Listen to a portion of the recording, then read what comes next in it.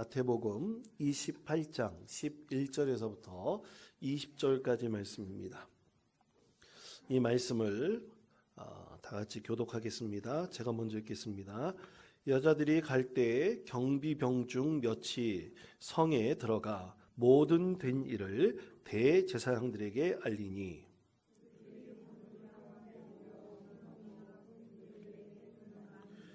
이르되 너희는 말하기를 그의 제자들이 밤에 와서 우리가 잘 때에 그를 도둑질하여 갔다 하라.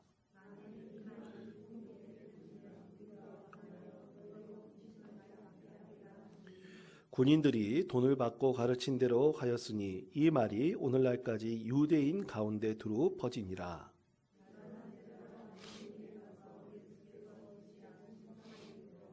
예수를 배웠고 경배하나 아직도 의심하는 사람들이 있더라.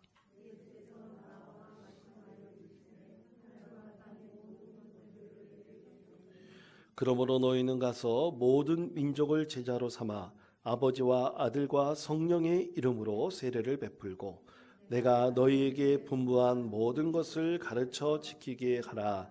볼지어다 내가 세상 끝날까지 너희와 항상 함께 있으리라 하시니라. 아멘. 할렐루야. 예, 여러분 이제 좀 있으면 부활주일이 다가오는데요. 오늘은 말씀의 제목이 부활의 증인입니다. 여러분 부활을 믿으십니까? 예.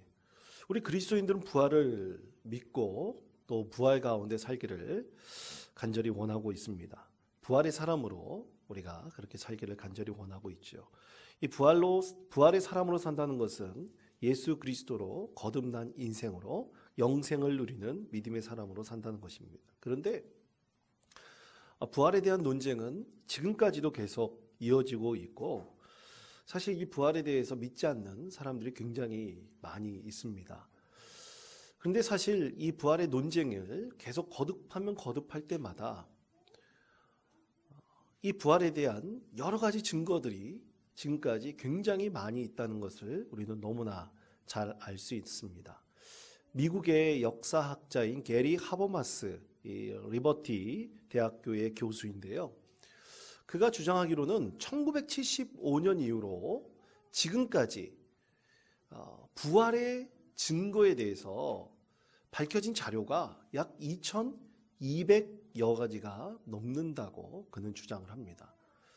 그러니까 사실 우리가 잘 알지 못하지만 이 부활에 대해서 우리가 많은 관심을 갖지 않고 또 부활에 대해서 민감하게 우리가 반응하고 있지 않을 뿐이지 사실 부활에 대한 증거들은 굉장히 많이 있다는 것을 우리가 잘 알 수 있습니다.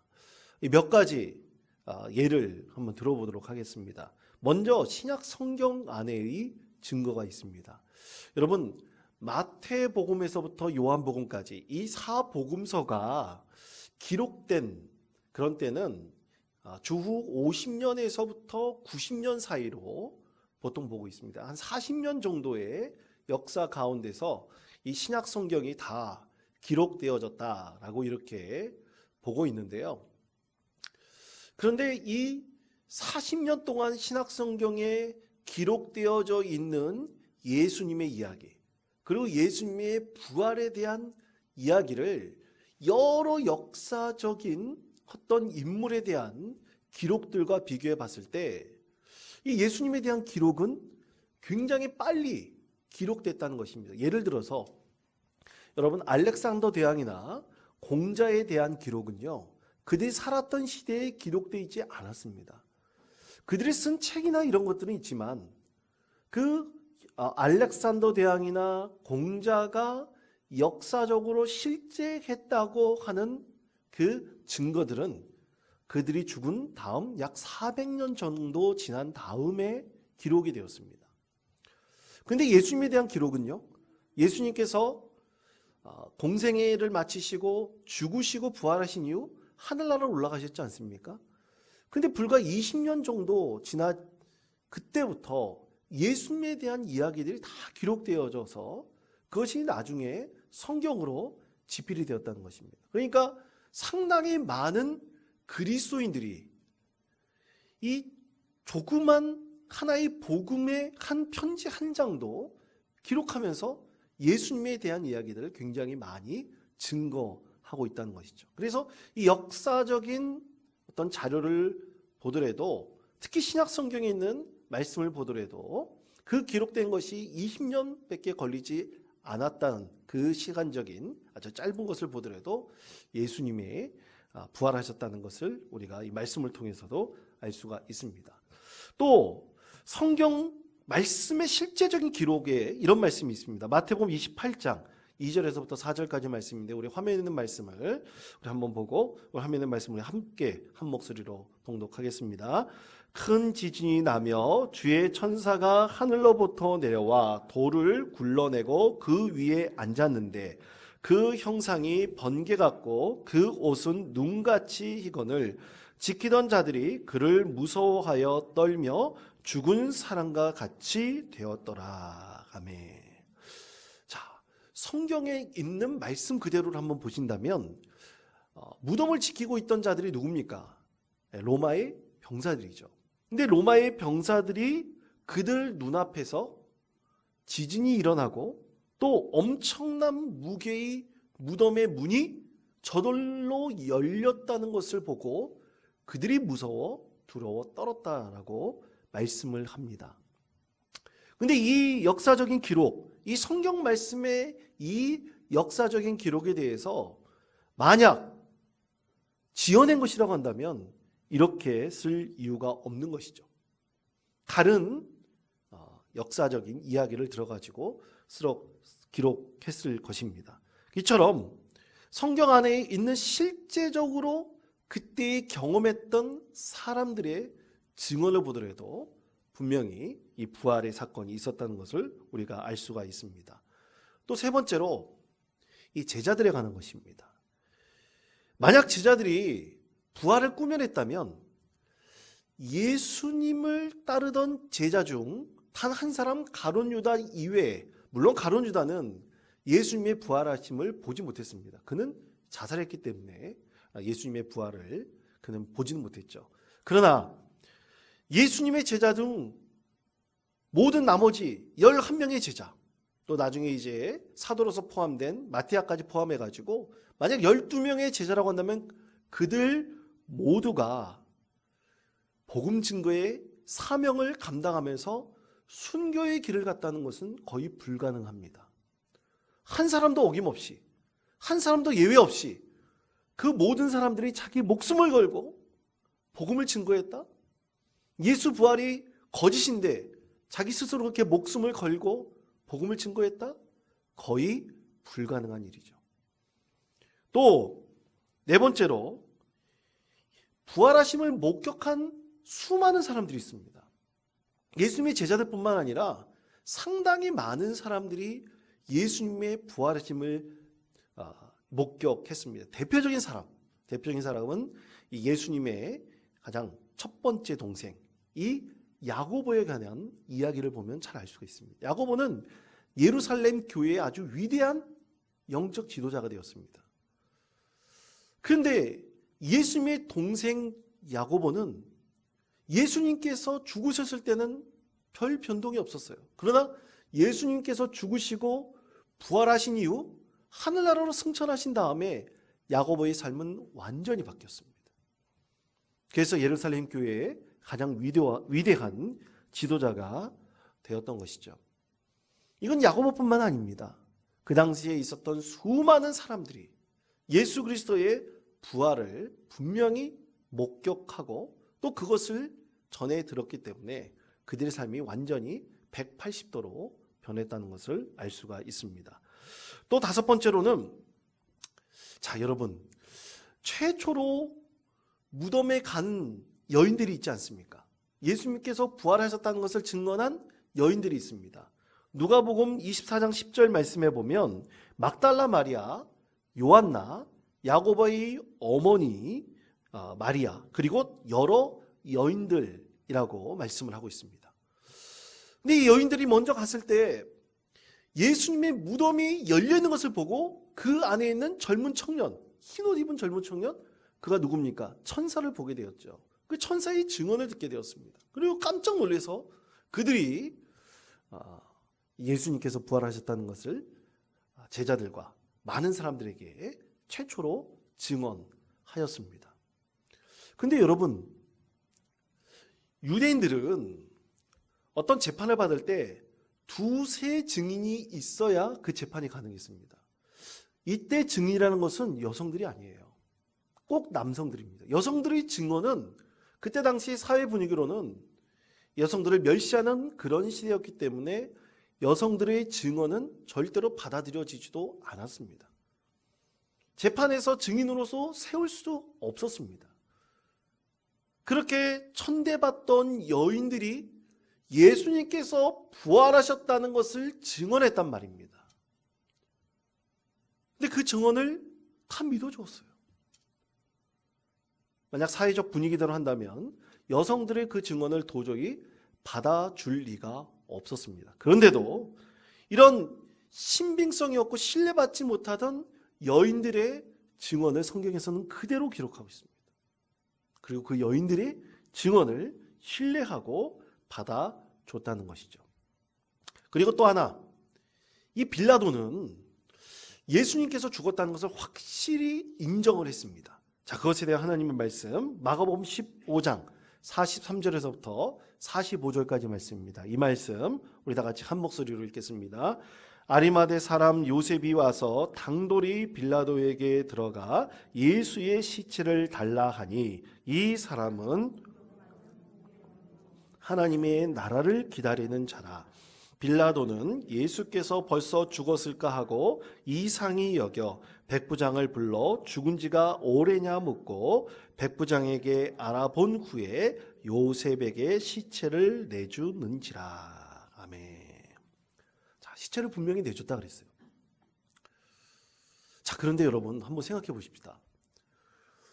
만약 예수님의 부활이 없었다면 무덤 속에 들어가 있는 예수님의 시체를 누가 갖고 있었겠습니까?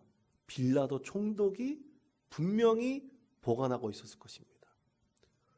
그런데 예수님의 시체를 찾을 수가 없었어요. 예수의 시체가 사라져 버렸습니다.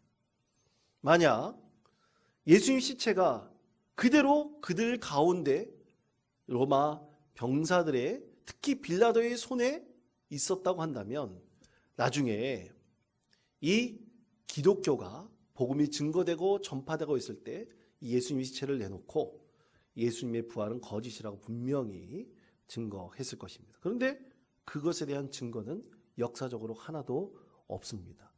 근데 이것에 대해서 이 빌라도의 증언에 대해서 사람들이 이것은 거짓된 것이다 주장하는 사람이 있어요. 그 거짓된 것의 주장엔 두 가지가 있습니다. 하나는 예수님의 제자들이 또 예수님과 관련된 사람들이 시체를 훔쳐갔다는 주장입니다.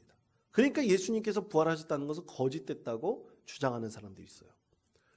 근데 여러분, 마태복음 28장 15절 말씀을 보십시오. 마태복음 28장 15절 말씀 제가 읽겠습니다. 군인들이 돈을 받고 가르친 대로 하였으니 이 말이 오늘까지 유대인 가운데 두루 퍼지니라. 아멘. 자, 돈을 받고 군인들이 시체를 훔쳐갔다라고 증언했다고 말씀하고 있지 않습니까? 근데 만약 예수님의 제자들이 진짜 이 시체를 훔쳐갔다고 생각을 해보세요. 근데 여러분, 예수님께서 십자가에 못 박혀 죽으실 때 예수님의 제자들과 예수님을 따르던 사람들은 어떻게 행동을 했나요? 다 도망갔습니다. 숨어버렸습니다. 한 명도 예수님 앞에 그 죽음의 현장 가운데 제대로 나타나 자기가 예수 믿는 사람이라고 말하는 사람들이 없었습니다. 베드로는, 그 수제자 베드로는 예수님을 3번 부인까지 했었죠. 그렇게 십자가형에 처해진 사람들을 알고 있다는 자체가 굉장히 큰 범죄에 연루될 수 있다라고 하는 것이 사회적인 분위기였었는데 과연 누가 예수님의 시체를 훔쳐갔다는 말입니까? 있을 수가 없는 얘기죠. 성경 말씀 그대로 그 시체를 아리마대 사람 요셉에게 내어줬다는 빌라도의 말이 합당하다고 우리는 알 수가 있는 것입니다. 또 두 번째로 이런 주장이 있어요. 예수님께서 십자가상에서 잠시 기절했는데 기절한 예수님을 무덤에 그냥 칭칭 세마포로 감아가지고 죽은 줄 알고 이 무덤에 안치했다는 그런 주장이 있습니다. 과연 가능할까요? 여러분, 십자가형에 잠시 기절했다. 여러분이 예수님께서 십자가에 달리시기 전까지 엄청난 핍박과 고난과 죽음 직전에까지 갖는 채찍질을 당했다는 것을 우리가 분명히 알 수 있습니다. 그리고 십자가상에서 성경 말씀의 그 증거대로 본다면 예수님의 다리가 망치로 때려서 몽둥이로 때려서 예수님의 다리가 꺾였다고 했어요. 꺾였다는 얘기는 부러졌다는 얘기입니다. 또 하나, 창으로 옆구리를 찔렀다 그랬지 않습니까? 찔렀을 때 온갖 물과 피를 다 쏟으셨다 그랬어요. 탈진 상태가 되었다고 말씀을 하고 있습니다. 근데 그렇게 고난받고 그리고 엄청난 채찍질과 또 다리가 부러질 그런 예수님이 기절해 있다가 무덤에서 스스로 걸어 나와서 세마포 그 완전히 칭칭 감아낸 붕대를 그냥 벗겨버리고 스스로 고기를 걸어 나왔다? 도저히 불가능한 일이죠. 우리는 그것을 봤을 때도 예수님의 부활이라는 것에 특히 성경 안에 있는 말씀을 보더라도 세상 사람들이 주장하는 것이 거짓됐다는 것을 우리가 잘 알 수가 있습니다. 다른 역사적 자료를 찾아보지 않아도 성경 안에 있는 증거만으로도 우리는 충분히 예수님께서 부활하셨다는 것을 우리는 그 증거들을 잘 찾을 수가 있습니다. 여러분, 그러므로 예수님의 부활은 확실히 이루어졌습니다. 예수님의 부활로 인해서 복음이 시작된 것입니다. 예수님의 부활이었다면 결코 우리 가운데 이 복음은 전해지지 않았을 것입니다. 그런데 이 예수님의 부활을 자꾸만 과학적으로 증거하고 그것을 증명해내려고 하는 참 많은 사람들이 있습니다. 특히 예수님의 부활에 대해서 거짓이라고 말하는 우리나라 대표적인 학자도 있죠. 도올 김용옥이라는 그 학자는 대표적으로 예수님의 부활을 거짓이라고 증언하는 사람입니다. 그는 기독교 집안에서 태어났습니다. 기독교 신앙 안에서 자라났고 신학도 공부했고요. 동양 철학뿐만 아니라 서양 철학에 아주 해박한 지식을 갖고 있는 사람들입니다. 그의 이야기를 귀담아 듣는 많은 추종자들도 있습니다. 그런데 그는 계속해서 기독교는 거짓된 종교라고 주장합니다. 참된 종교가 아니라고 주장을 합니다. 특히 예수 그리스도의 이 부활 사건에 대한 역사적 실체가 없다고 그는 계속해서 주장을 합니다. 그런데 사랑하는 성도 여러분, 우리가 예수 그리스도께서 부활하셨다는 것을 우리가 여러 가지 자료를 통해서 또 성경 말씀의 기록들을 통해서 우리가 증거하고 또 알린다 할지라도 예수 그리스도의 부활 자체를 믿지 않고 거짓된 것이다, 기독교 신앙 자체도 참된 것이 아니라고 주장하는 사람들에게는 아무리 어떤 얘기를 어떤 증거를 갖다 주더라도 믿게 할 수는 없습니다. 왜냐하면 우리가 타임머신을 타고 2000년 전에 예수님께서 살았던 그 시대로 갈 수가 없기 때문이죠. 만약 갈 수 있다고 한다면 그것은 확실하게 증거할 수 있을 것입니다. 그런데 여러분, 이것은 창조론의 논쟁과도 굉장히 유사합니다. 여러분, 하나님께서 우리 이 세상을 창조하셨다는 거 여러분 믿으십니까? 여러분 믿으십니까? 근데 어떻게 할 수 있습니까? 하나님께서 이 세상을 창조하셨다는 것을 우리가 무슨 과학적인 증거로 밝힐 수 있냐는 말입니다. 여러분, 분명히 기억하십시오. 창조론 자체는 비과학적인 영역입니다. 창조론 자체를 완전히 과학적으로 증거한다는 것은 거의 불가능합니다. 그것은 과학자들도 잘 알고 있어요. 그런데 과학자들도 인정하는 것이 있습니다. 이 하나님께서 이 세상을 창조했다. 이것에 대해서 그들이 과학적으로 증명한다는 것은 또 불가능하지만, 또 성경에 기록되어 있는 역사 가지고 완전히 이것을 창조론을 또 증거한다. 그것을 뒷받침해 주고 있다라고 그 역사적인 어떤 이 시간의 테이블과 이 창조에 대한 이 시간의 테이블을 같게 만드는 것은 불가능하다는 얘기입니다. 다시 말해 성경의 역사는 5,000년, 6,000년밖에 되지 않는다고 하는데요.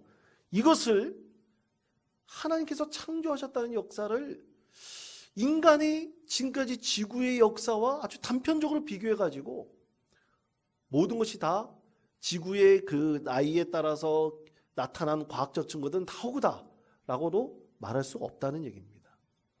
그러니까 이 하나님께서 세상을 창조하셨다는 것 자체를 과학적으로 증명해 낸다는 것은 불가능하지만, 과학자들은 이 세상의 모든 신비한 것들, 특히 우주에 대한 것들을 연구하면 연구할수록 인간이 가지고 있는 지식이라는 것이 먼지만큼도 못 된다는 것을 분명히 알게 됩니다.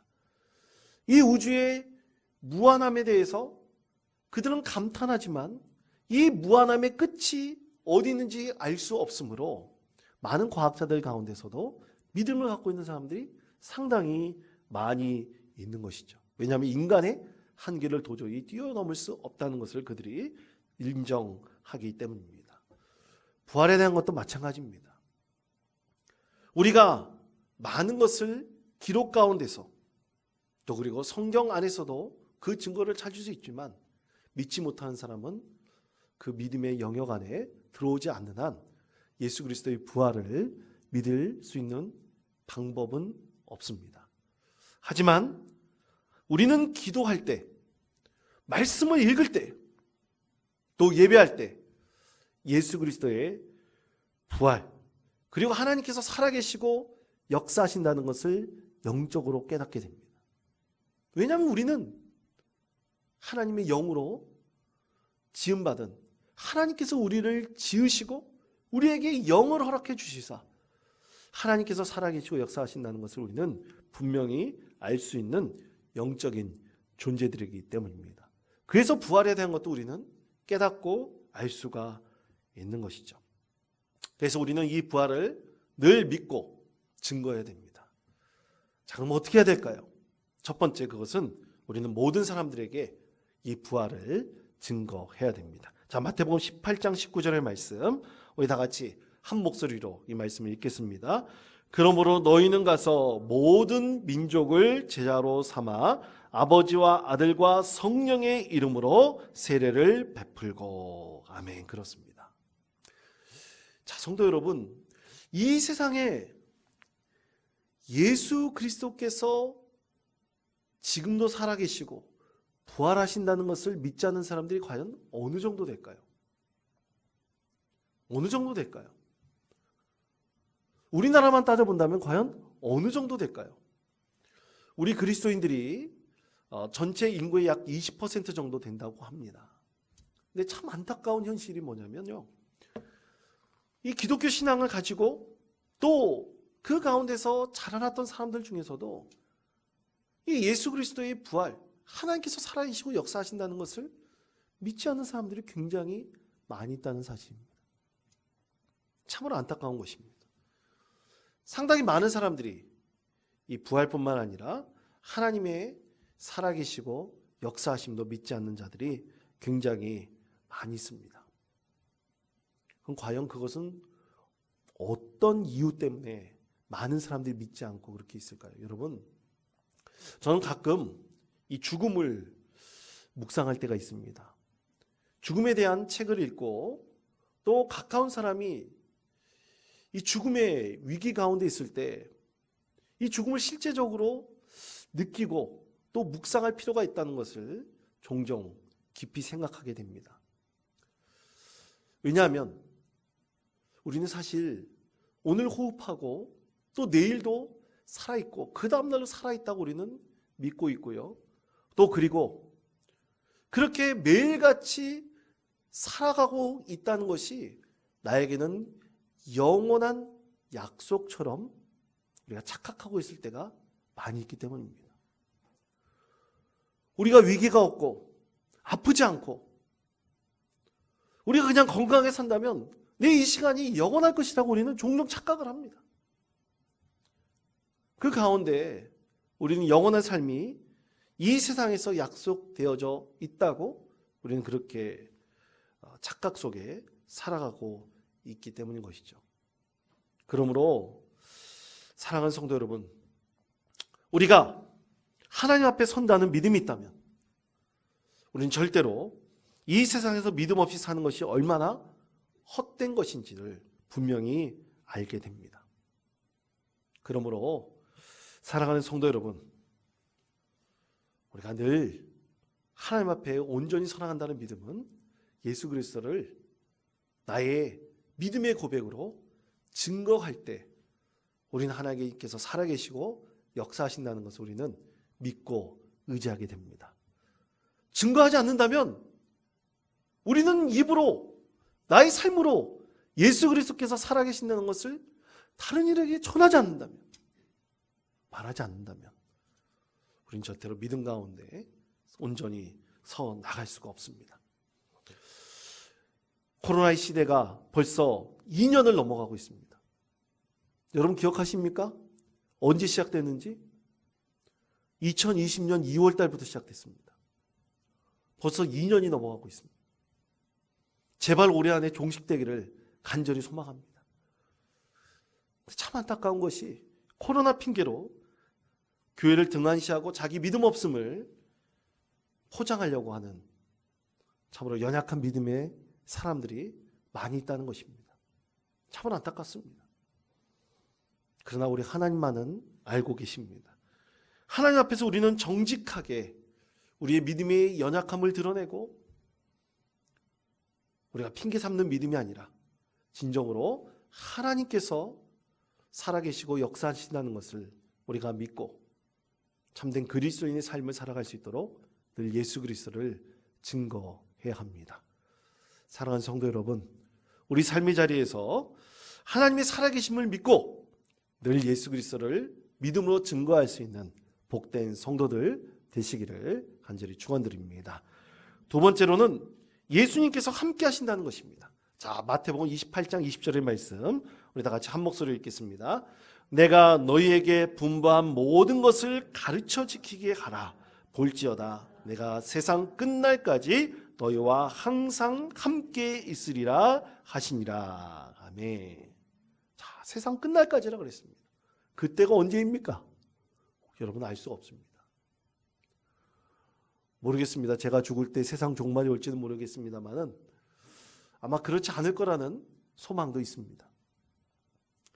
그러나 오늘 하나님께서 말씀하신 것, 예수님께서 말씀하신 것은 세상 끝날까지 우리와 함께 하신다는 것입니다. 임마누엘의 하나님께서 우리와 함께 하신다는 예수님의 약속입니다. 이 약속을 우리가 믿고 의지한다고 할 때는 우리에게 영생이 주어졌다는 사실을 우리는 분명히 알 수가 있습니다. 우리 하나님께서는 이 믿음의 확신을 가지고 살아가는 사람들을 통해서 하나님 나라를 이 세상 가운데 분명히 이루어 가고 있습니다. 우리를 그 가운데 사용하고 계시죠. 하나님 나라는 하나님께서 이루어 가시고 우리를 통해서 역사하심으로 하나님의 나라를 세워 가시는 것입니다. 사랑하는 성도 여러분, 예수님께서는 세상 끝날까지 우리와 함께 하신다고 구원의 약속을 주셨습니다. 이 약속을 언제나 믿고 우리가 이 예배당을 떠나서 또 내일 하루 세상 가운데 나아갈 때 예수님께서 나와 늘 함께 하십니다. 예수님의 구원의 약속은 늘 나와 함께하는 예수님의 말씀으로 우리가 믿고 의지합니다. 이 확실한 믿음을 가지고 이 세상을 살아가시는 우리 믿음의 성도 되시기를 바랍니다. 그렇기 때문에 여러분, 우리가 제자 삼는 일, 또 그리고 훈련받는 것, 우리가 늘 최선을 다할 수 있어야 될 것입니다. 임마누엘 하나님께서 여러분 가운데 함께 하실 것입니다. 그래서 늘 예수 그리스도를 증거하고 우리와 함께 하시는 하나님의 은혜로 우리가 참으로 연약한 믿음 가운데 있을지 모르지만 우리를 더 붙들어 주시고 함께 하시는 하나님의 은혜가 있기를 늘 간구하며 이 고난주간 믿음 가운데서 늘 예수 그리스도께서 살아계시고 역사하시고 또 우리와 함께 하신다는 것을 믿음으로 고백할 수 있는 참으로 귀하고 복된 성도들 되시기를 간절히 축원드립니다.